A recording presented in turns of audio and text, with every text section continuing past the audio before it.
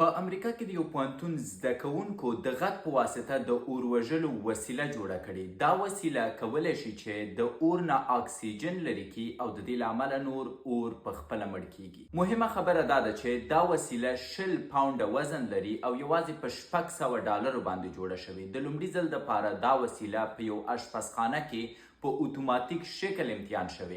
مثلا په اشپزخانه کې اور لګیږي، د دې غږ فعاله کیږي او هغه اور درته اتومات مړ کوي. د هغې نه وروسته امریکا دا پروژه خوښه کړې ده او ویلي دي چې باید په داسې درونونو باندې کار وشي چې کله هم اور لګیږي دا درون د غږ په واسطه وشي کولی هغه اور مړ کړي. دلته څو خبرې دي. لومړی نور اطفایو ته ضرورت نشته، دوهم نور د اطفایو کارمند ته ضرورت نشته، دریم نور ستاسو اوبه نه ضایع کیږي. یوازې درون دی د غږ په واسطه کوم چې مصرف نه لري کولی شي چې اور له منځه یوسي.